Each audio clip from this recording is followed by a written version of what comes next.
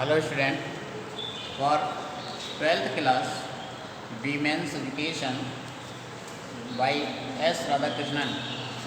ये आपका lesson revision का चल रहा था, थोड़ा सा पीछे रह गया है, इसको मैं फिर से पढ़ाने जा रहा हूँ। देखिए आप लोग, give us good women we will have a great civilization. यहाँ से पढ़ना है।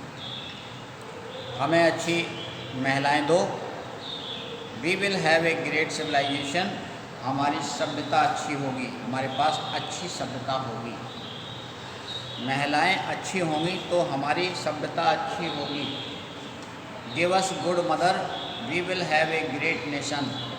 हमें अच्छी माताएं दो, हमारा राष्ट्र अच्छा होगा, हमारे पास महान राष्ट्र होगा। कहने का मतलब ये था कि महिलाओं से सभ्यता अच्छी बनती है, और यदि सभ्यता अच्छी होती है तो माताएं अच्छी होती हैं, और माताएं जब अच्छी होती हैं तभी किसी राष्ट्र को महान कह सकते हैं, क्योंकि माता ही बच्चे की पहली अध्यापिका होती है, वही उसकी शिक्षक होती है।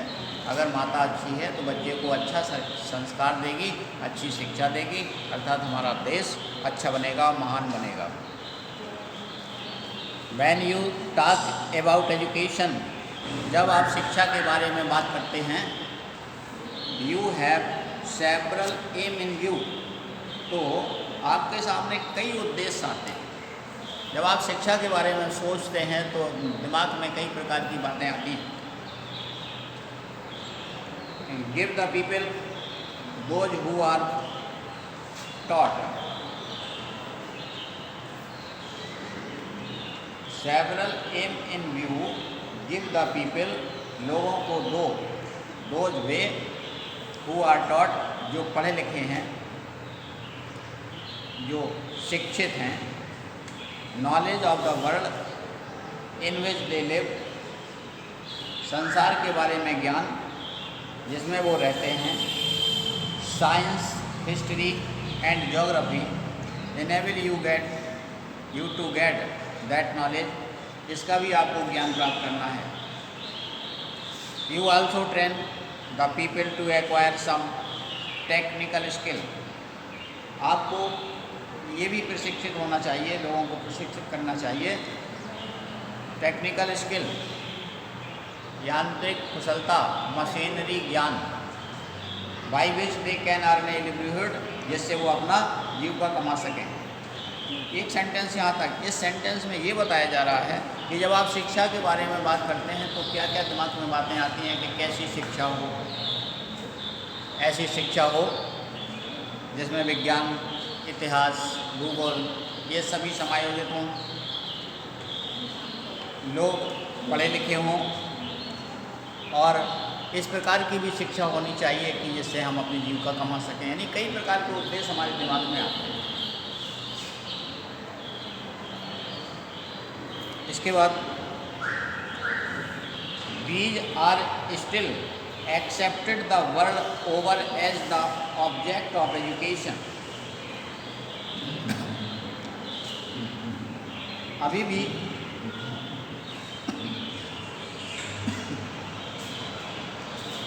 एक बात स्वीकार की जाती है, एक्सेप्टेड, एक बात ये तो मानी जाती है, the world over as the object of education, knowledge of the world in which you live and technical skill by which you can earn a livelihood. वही सेंटेंस दोबारा लिख दिया। कह रहे एक बात तो मानी जा सकती है कि शिक्षा ऐसी होनी चाहिए जिसमें जिस संसार में आप रहते हैं उसका भी ज्ञान हो, और आप अपनी जीविका कमाने की कुशलता भी रखते हैं, यानी जीविका भी कमा सकें और संसार का ज्ञान भी हो। ऐसी शिक्षा होनी चाहिए। But what is there specific about the kind of education, लेकिन ऐसी शिक्षा में विशेषता क्या है, इससे मतलब क्या हुआ। Important in the situation of our country, जो हमारे देश की इंस्टीट्यूशंस माने संस्थाओं में अर्थात स्कूलों में दी जाती है, इससे इसकी क्या विशेषता है। We have heard that the chief purpose of education is not merely the acquiring of skill और इंफॉर्मेशन। हम अक्सर ये सुनते हैं, वी हैव हियर्ड, हमने ये सुना है that the chief purpose of education, शिक्षा का मुख्य उद्देश्य is not merely acquire of skill and information, केवल ज्ञान प्राप्त करना ही नहीं। शिक्षा का मुख्य उद्देश्य केवल ज्ञान प्राप्त करना नहीं है, बल्कि the initiation into a higher life, बल्कि अच्छे जीवन के बारे में सीखना है। शिक्षा का उद्देश्य केवल इतना नहीं है कि हम पढ़ लिख जाएं, हम किताबें पढ़ने लगें, हमारे पास ज्ञान हो जाए बस, बल्कि ये भी है कि अच्छा जीवन हम कैसे जिएं, लोग हमें कैसे अच्छा कहें, हम कैसे महान बने, कैसे अपने देश के काम आए, ये भी है शिक्षा का मतलब। इनिशिएशन इनटू अ वर्ल्ड, संसार में कैसे अपना अस्तित्व जमाएं, लोग हमें कैसे याद रखें। यानी कहने का मतलब ये था कि हम फेमस कैसे हो जाएं, कैसे फेमस हो। और फेमस का मतलब ये नहीं कि गब्बर सिंह बन जाएं, फेमस का मतलब ये कि युगों युगों तक आपको लोग याद रखें। महान पुरुष जैसे कि लेखक हैं, उनको लोग याद रखते हैं, महापुरुष हैं, उनको ये लोग याद रखते हैं। तो इस तरीके से इनिशिएशन टू द वर्ल्ड माने संसार में अपना अस्तित्व बनाए रखें। Which transcends the world of space and time, जो कि समय और स्थान संसार में उन्हें मिल सके। Though the latter informs and animated the former, हालांकि बाद वाली पहले जो कहा गया, पहले क्या कहा गया, ये शिक्षा ऐसी होनी चाहिए जो हमें जीवन के आदर्शों को सिखाए, अच्छे जीवन के बारे में ज्ञान प्राप्त करे। दूसरा क्या कहा गया कि हमें संसार में अस्तित्व बनाए। तो बाद में इसीलिए कहा गया इन लेटर और फॉर्मर, लेटर माने बाद वाली और फॉर्मर माने पहले वाली। हालांकि कह रहे पहले वाली जो बात थी वो दूसरी वाली से ज़्यादा, मतलब पहले वाली लेटर इन्फॉर्मेशन दो, हालांकि द लेटर इन्फॉर्मेशन बाद वाली सूचना एंड एनिमेट्स द फॉर्मर, यानी पहले से ज़्यादा इम्पोर्टेंट है। दूसरी वाली जो सूचना कि हमें संसार में अपना अस्तित्व बनाएं, जिस मरने के बाद भी लोग उन्हें याद रखें, तो ये ज़्यादा महत्वपूर्ण है। फॉर्मर पहले से अच्छे जीवन जीना। अच्छा जीवन जीना का मतलब यह है कि हम अच्छी तरीके से जीना। बहुत से लोग अच्छा जीवन जीते हैं लेकिन उनका इतिहास में नाम नहीं आता है। इतिहास में नाम वही आता है जो विशेष काम करते हैं कुछ। तो इसीलिए ये कह रहे हैं कि बाद वाली सूचना ज़्यादा महत्वपूर्ण है, इसलिए हमें ऐसा काम करना है, अर्थात शिक्षा हमें ऐसी होनी चाहिए कि हमें इस तरीके का ज्ञान प्राप्त मिले, इस तरीके का ज्ञान प्राप्त हो कि हम अपना संसार में कुछ अस्तित्व बनाएं, संसार हमें हमेशा याद रखे, भुलाए नहीं। That has been the main purpose of education, यही होना चाहिए शिक्षा का मुख्य उद्देश्य। शिक्षा का मुख्य उद्देश्य यही होना चाहिए, क्या कि हमारे जाने के बाद संसार हमें याद करता है। For some enemies, for some centuries, कुछ शताब्दियों में we neglected our women folk, हमने अपने महिला साथियों का तिरस्कार किया है, निगलेक्ट किया है, ध्यान नहीं दिया है। यानी पिछले कुछ शताब्दियों से महिलाओं का अपमान हो रहा है, यानी महिलाओं पर ध्यान नहीं दिया जा रहा है। आवर ट्रेडिशंस, हमारे धर्म, ट्रेडिशन, रीति रिवाज, however has been somewhat different, भले ही विभिन्न हों, अलग अलग हों, किसी का कोई, लेकिन सभी ने महिलाओं का तिरस्कार किया है। हर धर्म ने महिलाओं को अपने स्वतंत्रता नहीं दी। ये संस्कृत शब्द लिखा हुआ है। पूरा कल्पेशु नारी नाम मंद्रा वंदना निश्चिता, पुराणों में नारी की पूजा होती है, वंदना निश्चिता, और उनकी वंदना होती है।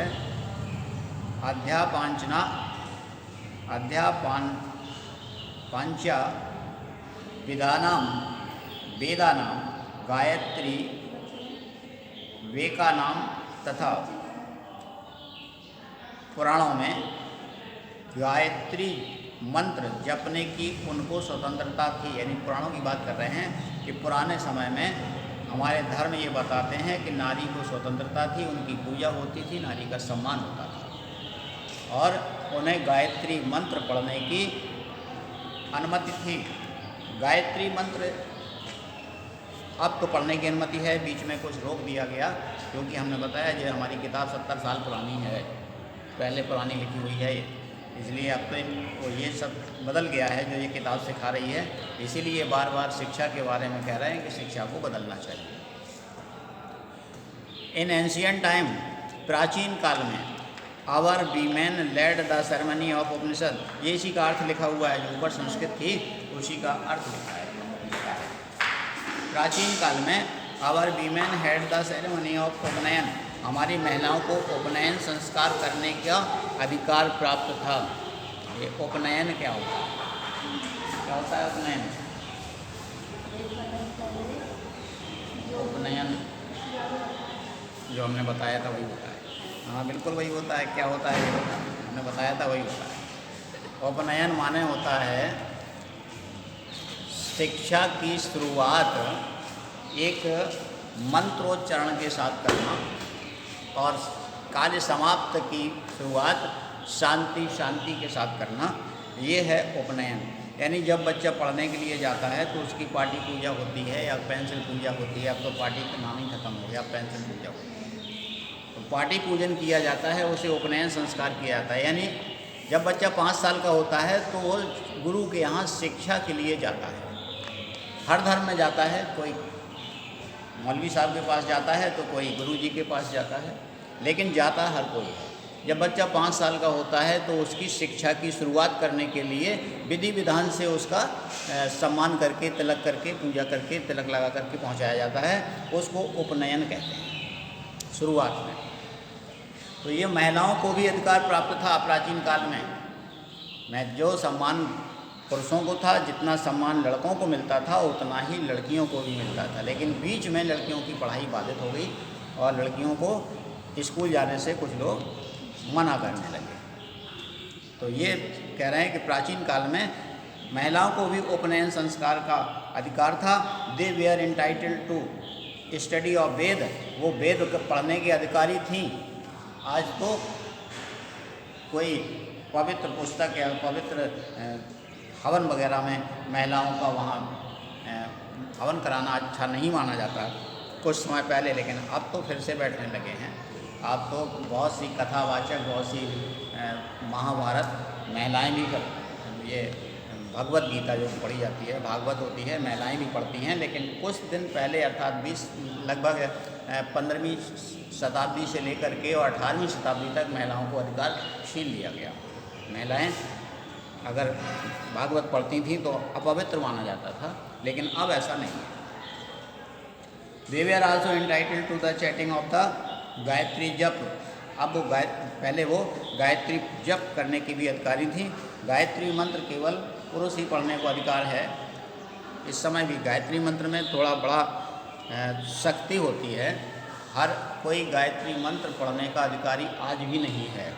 गायत्री मंत्र पढ़ने का अधिकारी वही होता है जो पवित्र हो, मन से पवित्र हो। और मन से पवित्र किसे कहा जाए, कौन है कौन नहीं है, किसके मन में क्या है पता नहीं, लेकिन हाँ उसका जो विधि विधान है वो यही है कि मन से पवित्र होना चाहिए।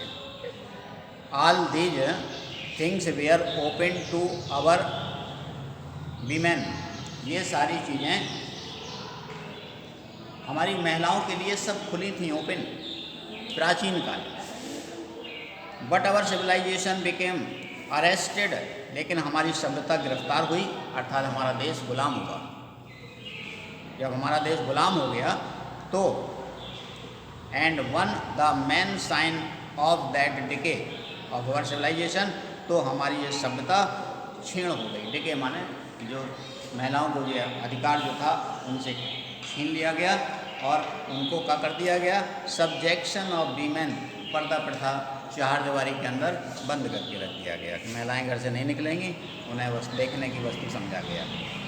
आफ्टर इंडिपेंडेंस, स्वतंत्रता के बाद, ये तो स्वतंत्रता गुलामी के बाद की बात थी, जब गुलाम हो गया तब हमारा ऐसा हुआ, लेकिन स्वतंत्रता के बाद through the exertion of Mahatma Gandhi के प्रयास से A revolution has been effected in our country. हमारे देश को एक क्रांति ने प्रभावित किया है। महात्मा गांधी ने महिलाओं के सम्मान के लिए एक क्रांति चलाई कि महिलाओं को उनका पुराना सम्मान वापस होना चाहिए, और ये शुरुआत की गांधी जी ने। And women are coming into their own, और अब महिलाओं का पुनः सम्मान, प्राचीन सम्मान प्राप्त हो रहा है। महिलाएं अपने पुनः पद पर आ रही हैं, अर्थात उन्हें सम्मान प्राप्त हो रहा है। तो ये आपका लेसन पूरा हो गया। ये रिवीजन चल रहा था, इसका एक्सप्लेनेशन क्वेश्चन आंसर पहले ही लिखवा चुके हैं हम सब। आपको केवल लेसन इसलिए पढ़ाया गया, लेसन इसलिए पढ़ा दिया गया जिससे आप इसको लेसन को दोबारा अच्छी तरह समझ लें, क्योंकि अगर आपने लेसन पढ़ा है तो आप कोई भी क्वेश्चन उससे कर सकते हैं, कोई भी एक्सप्लेनेशन इसका कर सकते हैं, समझ सकते हैं। और फिर बार बार लेसन पढ़ने से आपको सरल लगने लगते हैं। पहले एक बार पढ़िए लेसन तो आपको कठिन लगेगा, दोबारा पढ़िए थोड़ा सा सरल लगेगा, लेकिन जब आप 3 या 4 बार पढ़ लें तो फिर बिल्कुल आसान लगने लगेगा। आपको जो समय लगता था 5-10 मिनट पढ़ने में, वो आपको 5 मिनट या 4 मिनट में ही पूरा हो जाएगा। जितने बार पढ़ेंगी स्पीड आपकी बढ़ जाती है। तो ठीक है, आप लोग पढ़िए। थैंक यू, जय हिंद।